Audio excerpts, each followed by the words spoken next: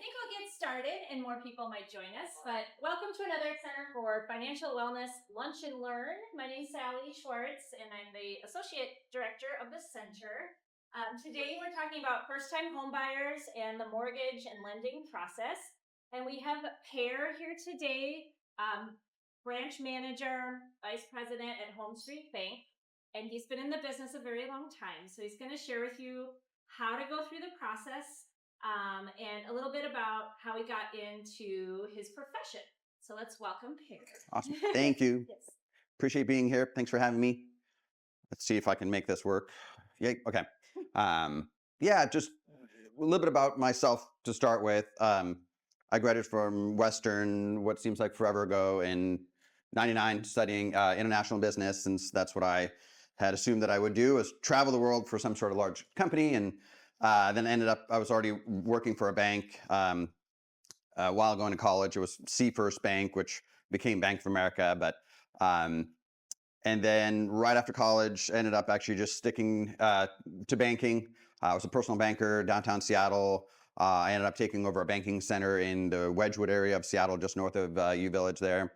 And then talked to a buddy of mine who was in the loan side of things at Bank of America, and found out he was doing much better than I was. So I quickly switched to doing mortgages. And so that was now almost exactly 22 years ago, right before my oldest daughter was born, and her birthday's tomorrow. So 22 years in mortgage world. I now work for Home Street Bank, which is a Seattle headquartered bank that's been around for about 102 years now, I think it is, 101. Used to be family owned up until about 15 or so years ago. And now it's a publicly traded bank. So just right here in Tacoma. But I'm excited to talk to you guys about the mortgage world, the buying a home, prepping to buy a home, and really, kind of the planning that goes into that. I'm a big proponent of questions. So any single time that you have any, do not hesitate to raise your hand or ask a question. And am I loud enough? I usually assume I'm loud enough, but back, can you hear me okay? Sweet. Okay. Thank you. I do not like holding a microphone, so if I can avoid it, I do. Anyway, so yeah, I wanted to talk about, the benefits of homeownership, some basics around that, and then just briefly at the end touch about, actually buying a home. But I feel like the biggest benefit is, why would you want to own a home? And then also, once we kind of go over that, really how to prep for that portion. So benefits of homeownership, and I'm a big proponent again. I know it's going to sound a bit self-serving for owning a house, but I've owned a house now for 24 years or whatever too. Right away when my wife and I graduated college, we rented a house, and a year later I asked the landlord if I could just buy it. And it ended up working out. So we kind of did that every few years, bought and sold. And for a lot of markets, that's a great way to increase your net worth. And that is through home equity growth. So usually, obviously, if you go back to 2007, 8, we had a bit of a crash. But since then, there's been steady appreciation, and that looks to be on the reality of continuing also. So over time, you get to, if you go through the process of buying a home, you naturally will have market appreciation, which is great. But then also, obviously, every single month you have a mortgage payment, and then you're going to be paying down what you owe on the house. And so that increases the equity that you have in it. And that's essentially what that equity is, just how much ownership do you now have, what's it worth versus what you owe. And one of the things too that you can also do to accelerate that a bit is around home improvements, whether that's just taking care of the house, doing some remodeling, adding on to the house, all those things that you as a homeowner now have the privilege to do. So it's great, and it's actually really, really fun. I've done quite a few stuff around the house, but now I feel too old and I just hire people to do it. But in the beginning, that was one of my favorite things about buying houses, the opportunity to look at that house and go, okay, what can I do to add value to it? And just, I don't know, to me, that was really, really, really fun. one of the things that by having a mortgage, and we'll touch base on this more here coming up, is around building your credit. Having a mortgage, making consistent mortgage payment is really, really good for your credit and your credit rating. And your credit rating obviously is really, really valuable when it comes to the interest rate and the cost of lending that you get, not only on a mortgage, car loan. It can now and then affect your insurance rates, but Washington State, it's not as applicable since they don't like that. Possible tax deductions for the majority of folks, especially in the beginning. It is fantastic that you get to write off the interest that you pay on your mortgage. So you have a line item on your when you do your income taxes every single year, and that lowers your taxable income, which often then can result in a greater refund, or if you haven't paid enough, it can reduce what you owe the IRS. So this is one of the greatest things. So it's not only the interest that you pay, but also most often the property taxes. So every house, even condo, will have property taxes that go to Pierce County, and some of it go to the Washington State and school districts and fire districts, whatever, too, inside the property taxes. So that you can also write off. So and then obviously as a renter, no write-offs, right? Everything, the landlord that you are paying your rent to is the one that gets to have the deductions.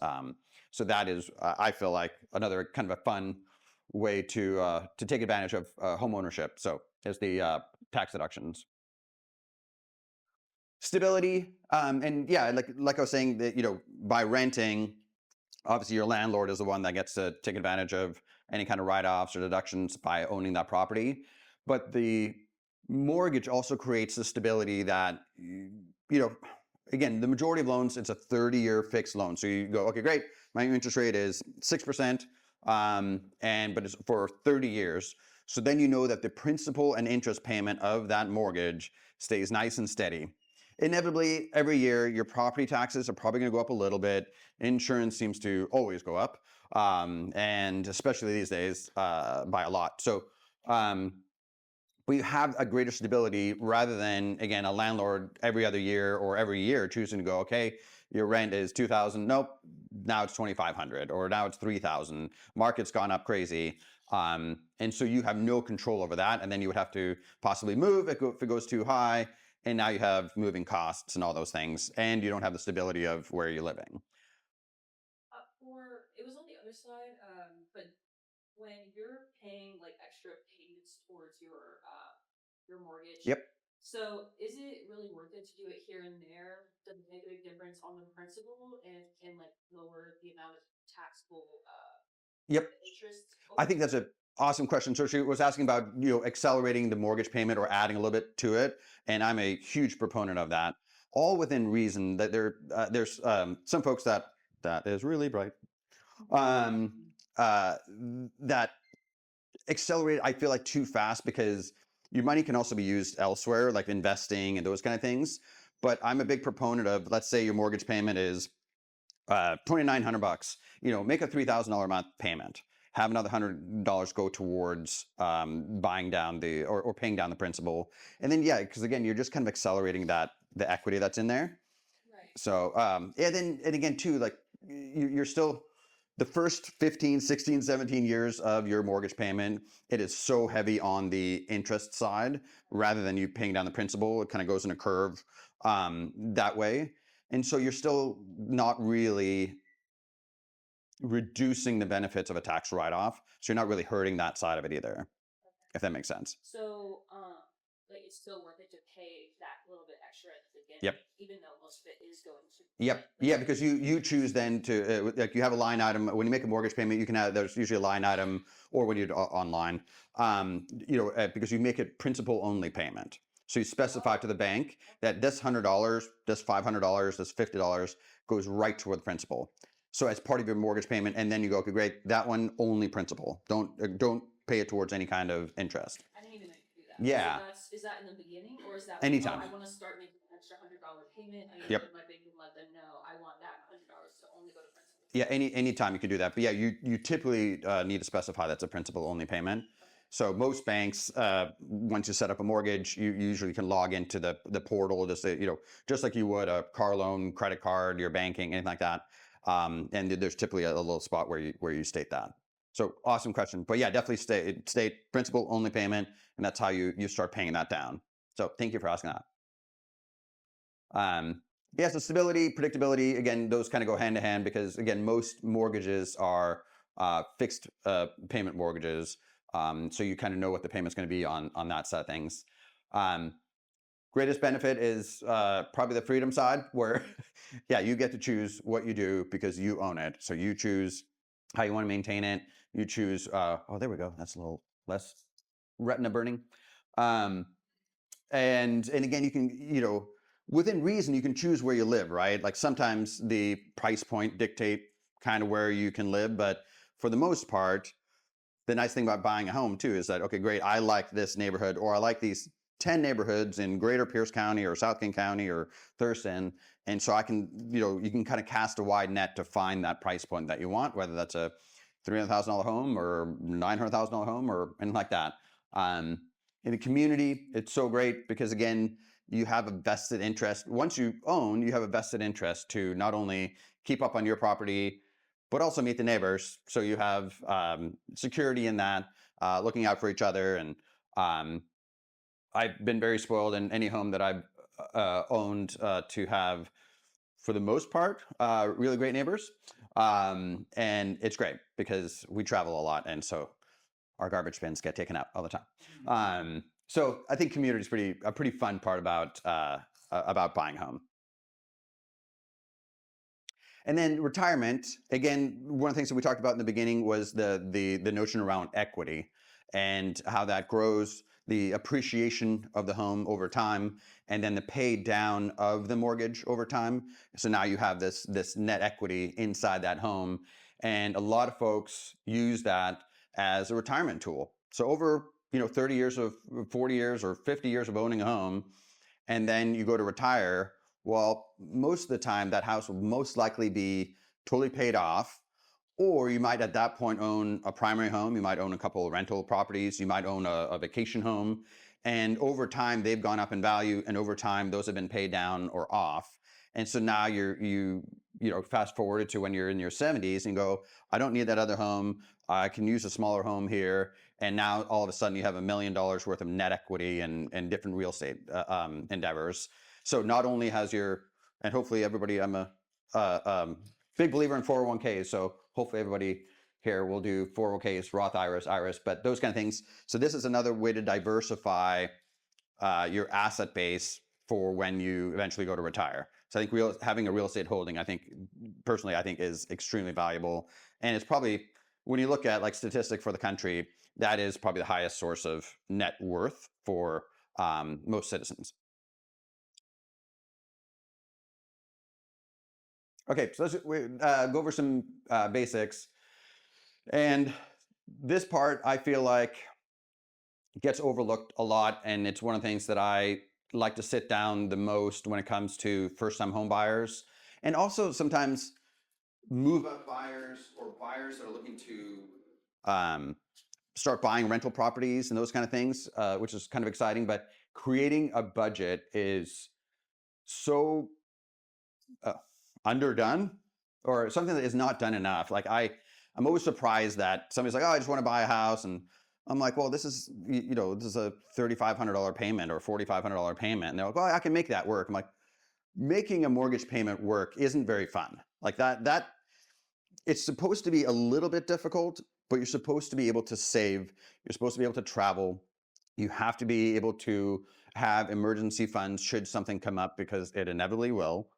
And so I'm a big believer in creating a budget where you logically take a look at what you net on any given month, and you can average it out, and then kind of try to see what you've been trending on savings, what you've been trending on spending on food or just entertainment or travel and all those kind of things, and then kind of determining, well, how much can I logically pay for a mortgage payment? And then kind of backing into that. And that's where, you sit down with the loan officer and go, okay, great, I think I can afford $3,000 a month, $4,000 a month, whatever that number happens to be. And then they can kind of back into, oh, okay, well, based on that and what you've been able to save over the years, this is kind of the range I'm seeing from home prices. And so then that kind of creates this realism of, okay, well, I was looking at a $900,000 house, and maybe I should be looking at a 650. And can I find that, or do I now need to move? We're talking about community and location, those kind of things. Do I need to be looking in a different area to logically have that, so that I'm not killing myself over the mortgage payment? I did also have some good conversations though with guys that have owned homes over the years about, and these are realtors that sort of had these epiphanies, that the first house that you buy will be a little bit difficult to afford, and not to necessarily stress too much about that, because the hope, at least, by getting education here and all those things, is that incomes will be on an upward trajectory, right? That when you buy your first house, that's odds are your income isn't static from then on. So as the months and the years go by, you, okay, gosh, because you wake up 2 years after you buy a house, you're like, okay, this payment is super duper easy. Man, we should have bought a $50,000 more expensive house. We would have been in that area that we wanted to, and that wouldn't have been that much more of a stretch. Because the theory behind that is, so if you buy a $300,000 house and it goes up 10% per year, versus if you buy a $350,000 house and it goes up 10% per year, well, by you having taken that slightly cheaper house because that was really, really, really comfortable payment, you've lost down on that $50,000 worth of appreciation. So does that make sense? You have a more of expensive asset that's growing at the same rate.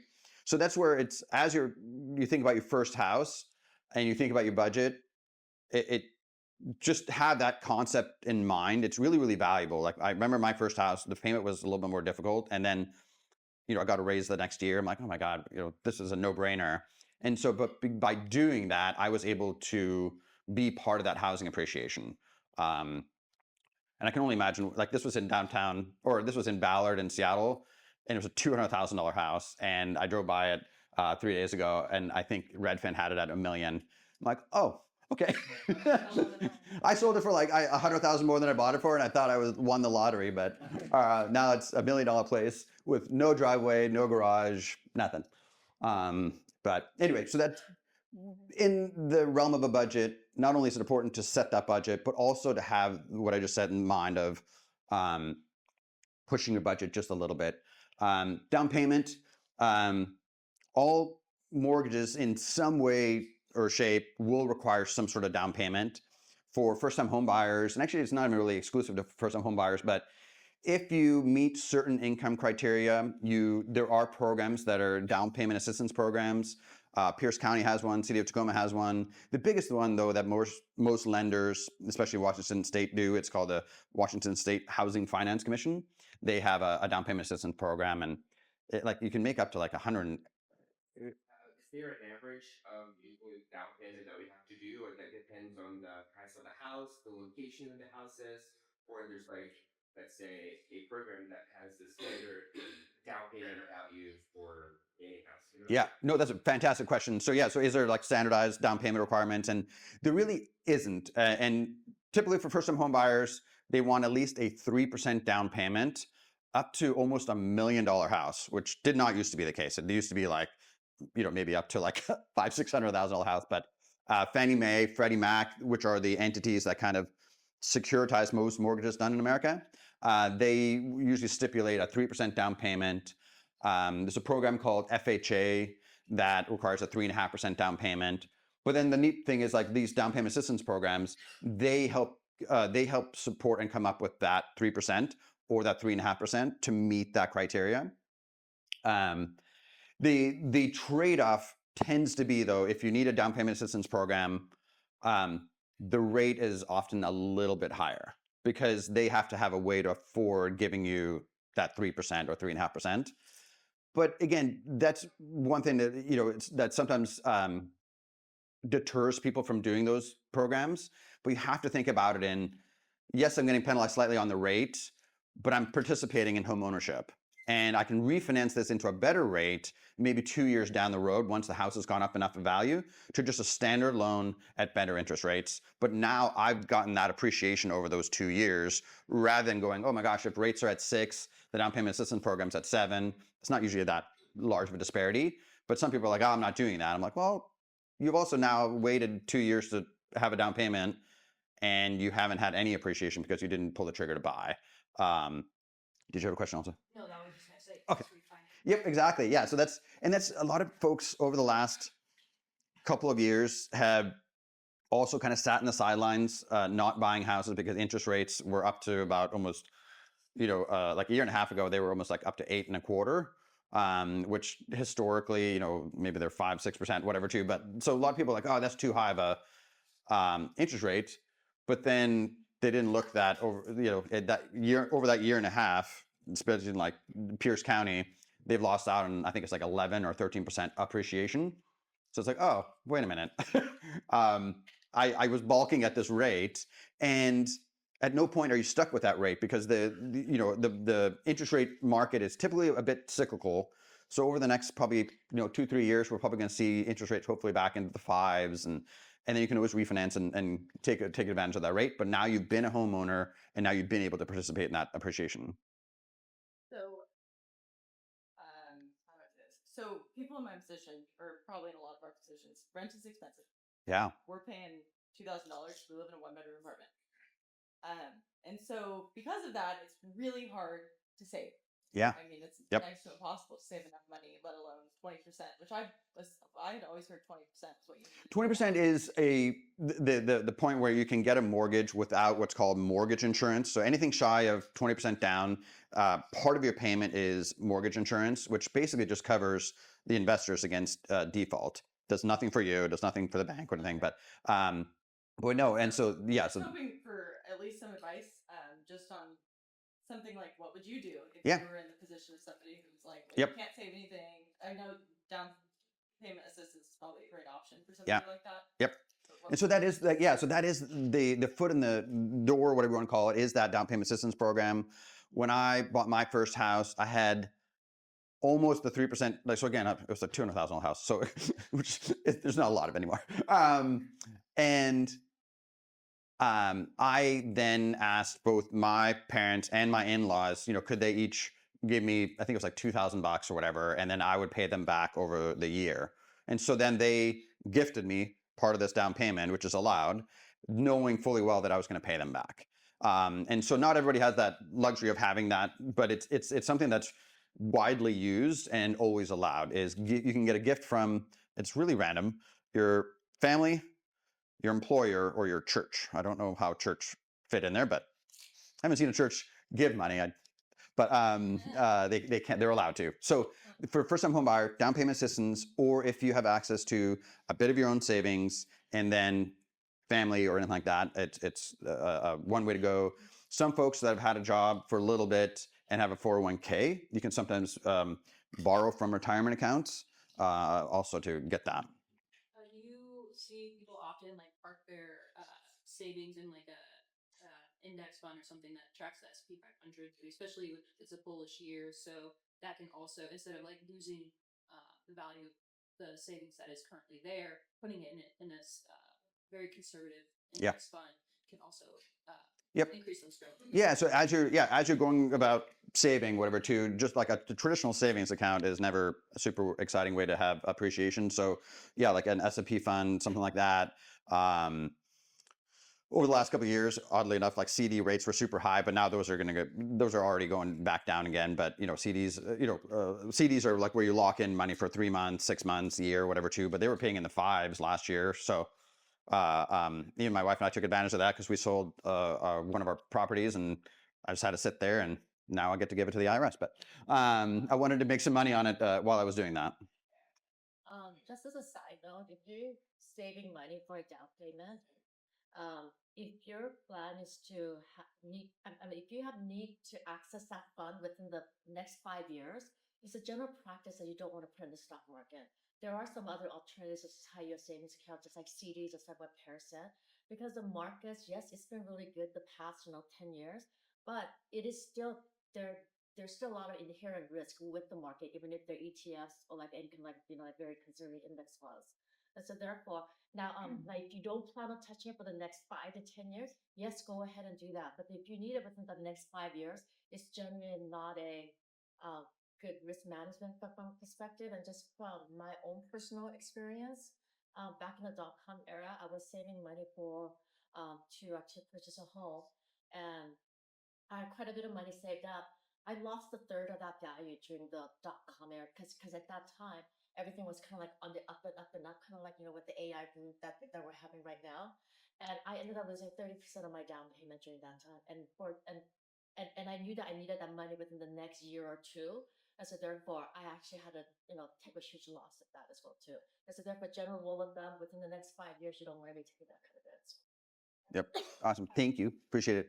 So yeah, so it definitely is around risk appetite and everything too, because there is the downside. So there are avenues, CDs, money markets.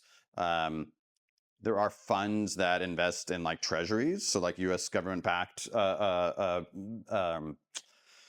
obligations that are obviously secure because it's backed by the government. So, but yeah, doing something with it is always a good idea. And then, as early on as you can, literally now is the good time to make sure you're cognizant around credit history. And so building your credit history and if you have zero credit, one of the two main ways of building credit is you can either you can get a savings secured credit card. So like if you aren't able to get like a retail card, but you have $500 in a savings account, they will give you a $500 credit limit credit card because it's backed by that savings. And then typically with just 12 months of on-time payments and usage, they release it, and now you have a $500 regular credit card. And then they'll start increasing your limit. Retail places tend to give out credit cards like candy. And so that's one way to have an easier chance of getting a credit card if you don't have one already. So starting your credit history as soon as possible is really, really, really, really vital. Not only for buying a house, but just it for so many things in life, car loans or anything. And you typically want to have 2 to 3 sources of credit. So a student loan, if you're making student loan payments, that is a source of credit. It's an installment loan. Car loan is an installment loan. Credit card is what's called a revolving trade line. And so those kind of things start adding up because a bank, from the mortgage perspective, wants to see that somebody has taken a chance on you and given you credit. How have you managed it? And it is so important, and especially with credit cards, like late payments are sort of the kiss of death. And so it's always like, well, at least make the minimum and then add on to as much as you can to pay it off, but never skip a month because you're like, okay, I know I'm going to get paid, 2 months from now, I'll pay it then. It's like you at least have to make that minimum payment. And with credit cards, the way that the credit scoring system, so FICO, which is basically this monopoly in this country, Fair Isaac Company, they're the ones that have algorithms for credit scoring. But the big credit bureaus are Experian, TransUnion, and Equifax. That would be a oligopoly, right? So you have a monopoly through FICO. The credit reports are oligopoly because there's just basically 3 of them, and then they set all the rules. And so they have slightly different scoring mechanisms, not very much. And some sources of credit only report to 1 or 2 of them, not all 3. Most report to all 3 of those bureaus I talk about. And so on the mortgage side, when we pull a credit report, we do what's called a tri-merged credit report. So all 3 bureaus, we see what they are. We have 3 different scores that kind of come up. And you definitely want to see it in the 700s, ideally mid to high 700s. That gets you the best pricing on mortgages. So the more sort of obsessive you can be on that, the better. What's it called? Credit Karma is one way to track it. I will say that it is very optimistic a lot of times. And so the score that you have there is not the score that we pull because it's a lot more scrutinous. So just kind of be on watch with that. But typically most credit cards too now offer free credit scores. So on the app, you can kind of now and then check on it. Every single year by law, if you Google it, it's free annual credit report. Every single year, you, by law, have free access to your credit report, and you should do that because you can catch errors. Did a company erroneously mark you late when you really weren't late, and now you have a chance, or did somebody open up credit under your name that you didn't know about. So it's, yeah, so if you type in free annual credit report, just know that you'll get a link. You'll fill out some information, but it is truly free and it's not a scam. And it's a really great way every year to just make sure nothing is happening. Yep, no. So I've heard, tell me if this is just a rumor or if this is right, but I've heard that, let's say you have a credit limit of $5,000, right? And then you spend your credit card, let's say $4,000. Yep. It's best to build up your credit. If you don't pay the whole amount, you pay a little less. Let's say, so if you're only 4,000, then you pay 350. You don't pay the total amount. Yep. That helps your credit to be better than if you pay in full. Is that true? It's not really, like there are some theories around that, but it's the utilization of credit that's really important. So if you have a credit card for the sake of having a credit card but you never use it, that doesn't build your credit. But if you use it and you pay, like, even if you use it, you rack it up to $2,000, $3,000, you pay it off every month, that has a positive effect because you utilized it. So the date of last activity keeps updating on the credit report. So that's what's really important. But you also brought up a really good point, is that if you have a $5,000 limit, but you consistently have about $4,000 on there because you're just making the minimum payments only, that is going to negatively affect your credit report because you're overutilizing it. It's supposed to be a revolving source of credit. So ideally, you want to be at about 20% or so or less of the limit of the card. So just kind of think about that too when you get to the point of prepping to buy a home is, hey, what's the limit of my card and where am I at? And you don't necessarily, like, and if you have balances on now, maybe like 2 or 3 different credit cards, don't just go pay one off, like pay all 3 of them down as much as you can. And if you're going through the process of trying to get rid of debt, make sure that you stack rank your credit cards, highest interest rate to lowest interest rate, and only pay the extra amount of payments on the highest interest rate. So then you kind of, it's like a theory where that helps you pay it down or pay it off the quickest is, okay, this one's at 22%, this one's at 18, this one's at 17. I'm going to make all the extra payments of the 22% credit card. Yeah. No, questions are great. I appreciate them. And so let's say my credit card I started with $5,000 limit, right? Yep. And then after a couple of years using it, they raised up to like $15,000. And I've heard that it's not very well seen by a lender, for example, because that's a potential debt that you can get yourself Nope. into. So No negative effect on that. True? Yep. The higher you have, no. Okay. Nope. In fact, it's better for you because odds are then if you have $2,000, $3,000 as a balance on there, the percentage of the limit is now even better. So I've had some folks actually ahead of time call their credit card company, like trying to plan out months ahead or even a year ahead. Hey, get to the highest limit you can so that percentage is in your favor. But no, so we don't look at that at all. So I have plenty of clients with $100,000, $200,000 limits on their like Amex or whatever, and it has no negative effect. Yeah. Good question. I'm glad you brought that up though, because that is again those theories out there, and they're just not true. So I'm glad you brought it up.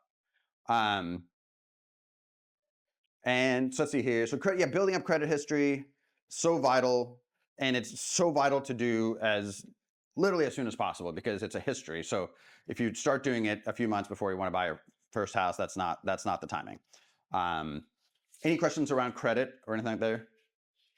Okay.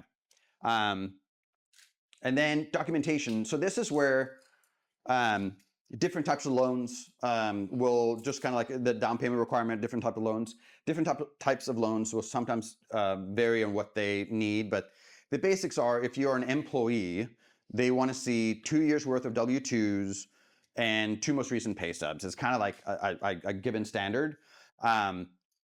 And just know that, but if you've switched employers during the year, which is very normal as you start your career, is you sometimes get promoted, or another company is offering you to pay you more for the exact same job. And we see a lot of that in tech, where it's every 9 to 12 months I see some of my clients switch companies, and then they land at the one that they're like, okay, now I'm at where I want to be. And just know that that's not a negative. The negative part that happens is if you have completely variable hours, so you're not a full-time employee, you're this, and then you get some bonuses here and there, but you have no stability of employers, that's where it's harder for a bank to try to predict, like, well, gosh, what is your income? Like you've switched companies, and this one's 25 hours a week, this one's 40. So we really don't like have a great history of that. But just know if it's all in one industry, and then all of a sudden you're like, oh my gosh, I switched companies, and now I'm salaried, I'm full-time salaried. We get to use that new salary right away because you have a history in that industry. So logically, that's stable. Yeah. Real quick, but what if, like, for us who hold part-time positions, get out of school, go into a career, and we don't want to wait 2 years? Yeah, so schooling counts as an employment history. And so we a lot of times when we have brand new graduates and they get a killer job right away, like they've had part-time jobs, and then they graduate and Microsoft hires them right away. I get the contract from Microsoft and I go, okay, great, your base salary is $98,000, and there's a lot of times there's mentions of bonuses, but we don't use that because that's future. But that salary is usable right away. And sometimes we have you pull a school transcript. They just said, hey, I went to school from here to here, and that's part of my employment history now. So yeah, absolutely. So I do. Oh, yep. No, yeah. So I'm glad you brought that up because yeah, schooling counts as a history and a logical path to that employment. So thank you for asking that. If you have self-employment, so if you are a 1099, so a contract employee, that's where we want to look at tax returns. And that's also where, unlike W-2 and salary, if you're 1099, so a contract employee, you're in charge of paying your own income taxes and all those kind of things, that we want to see a 2-year history of. So that's tough when somebody goes from salaried to 1099 or have always been 1099. So, or they're self-employed contractor or landscaper or whatever. Just know that that's when we want to see a longer history. Because that again is it's so hard to know what you're writing off is the main thing that the bank wants to look at. It's like, it's one thing if your business gross is $300,000 a year, but you're like, well, you wrote off 290,000 of it, so you actually make 10,000 a year. And that's the misnomer sometimes on self-employment. It's like, no, we want to look at, that's why we want to look at tax returns. I'm like, what did you tell the IRS it costs to run your business? And then you've written off your income effectively. So this whole 2-year thing, that's awesome to know about students and know that. But this might be more of a personal question, but my boyfriend he was personal trainer for 3 years. He just switched jobs, pays more, they're both salaried. But how would that work? Is that considered, the new job is in, you could say it's in sports. Is that the same? Yeah, as long as you kind of make a correlation and as long as it's full time. Yeah. So if the variable, super duper variable hours, then it's tougher. But no, like if it went from salary to salary, sometimes slightly different industries, but there's a correlation why you would be hired, then we can make that connection. Yeah. Thank you for asking. So yeah, tax returns usually just on the self-employed side, and then we want to look at bank statements and investment or brokerage statements to see if you are going to come up with a down payment, where's it coming from? We want to source that. Cash is like a total loan killer, so don't put cash in safes or under your bed or deposit into your bank account because we have no way to trace that that's yours. Banks are, I think it was still from the Patriot Act after 9/11. We are tasked with sourcing all funds that are being used to put as a down payment to prevent money laundering. So it's kind of a pain in the neck sometimes, but we do have to scrutinize large and weird deposits, and usually they're traceable. And then again, if you're getting a gift from family, it's pretty easy though. We literally just have them fill out a gift letter, and then they wire their money to the closing company that is being used to handle that transaction, and that makes it a lot easier with documentation. But yeah, so bank statements, we typically want 2 months of those. Brokerage statements are sometimes quarterly, so then the most recent quarter, because that covers 3 months. So we usually works on that. And then let's see here. This is like once you're all ready to go. So I'll kind of like just highlight this a little bit. But the main thing is, once you've gone through this process that we talked about, you've established a credit, you have the job, you've gone through the pre-approval process, gathering all these documentations and all these things, and you're set to go. The bank's like, hey, go buy a $400,000 house, $700,000 house. You can afford it. Here's your monthly payment. Then having a realtor that and trust, or not even really know, but like you've looked them up, or you've been referred from family, or you've been referred from somebody that you know and trust. is so important because the competency of realtors varies greatly. And so a lot of times I am literally doing a realtor's job on, nope, you missed a document, or, well, my assistant is, she's very OCD. So I'm not going to take credit. But yet hire somebody that somebody's either referred you, or when you look them up and you interview them, you get a good feel for it. You can kind of see their profile. Connecting with the proper one is so important.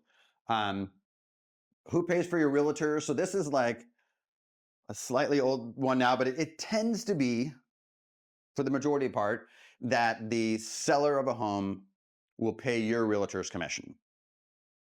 But a seller, like if it's a really hot home that everybody is making offers on, that seller can be a jerk and say, nope, you're on your own.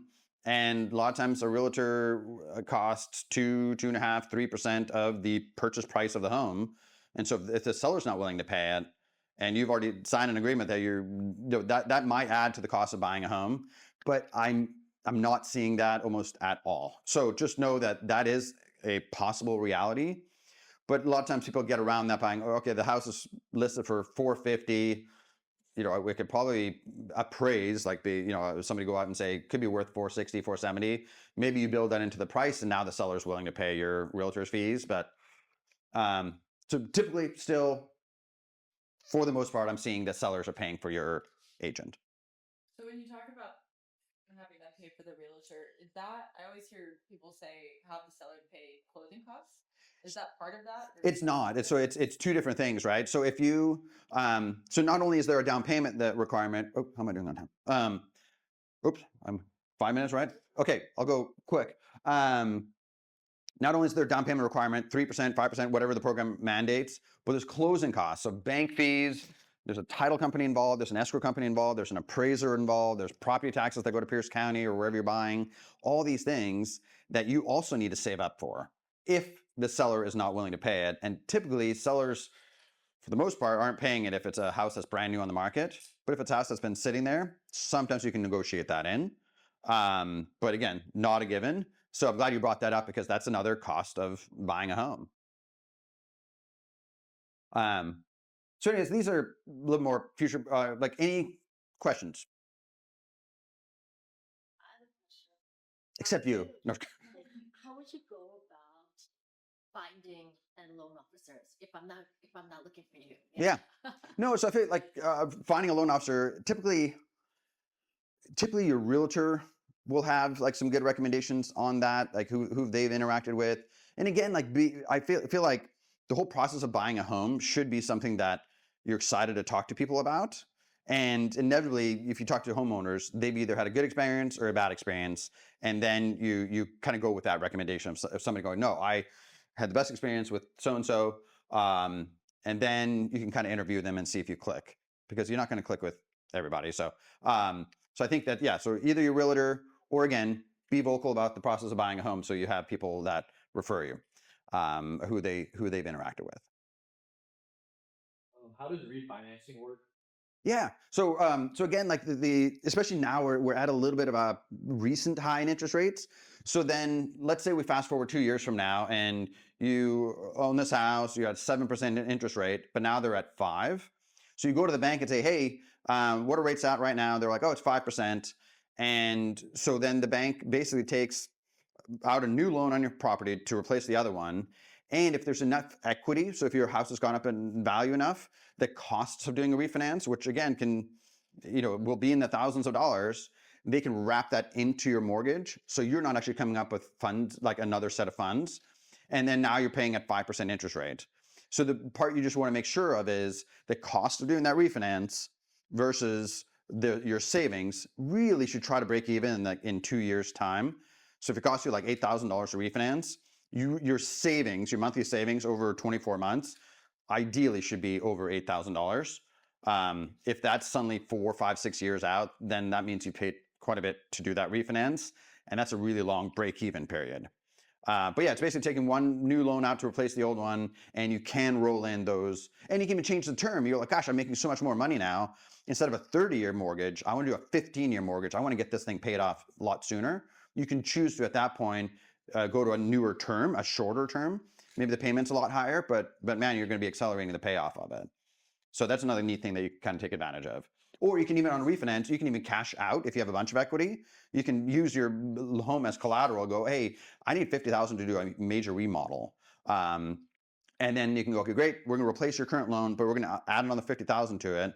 So that goes into your pocket, and now here's your new payment. So you can take advantage of that too. So that's another perk of owning a house, is that it's, in a bad way, during the mortgage crash, it became like homes became a piggy bank, and people were just refinancing, and oh my gosh, they owe 100% of what the house is worth. So that doesn't happen. Like, banks are a lot more strict now, and to try to prevent that. But it is a source of equity that you can tap into, which is powerful. Well, then going off of that, is there any benefit to using personal assets as collateral? No, and so when trying to get like a down payment or something like that. Yeah. Well, yeah. So good question, because you can borrow to come up with a down payment, but it has to be. I've had some people cash out on their cars, which you can do, but it has to be like you can't do a cash withdrawal from a credit card. It has to be securitized debt. So a car loan against your 401k, against an actual fixed asset or security. Sorry. Yeah, so that's the only thing that we allow it to be borrowed to use for a down payment. So if it comes from a credit card or things like that, then we don't allow it. Okay.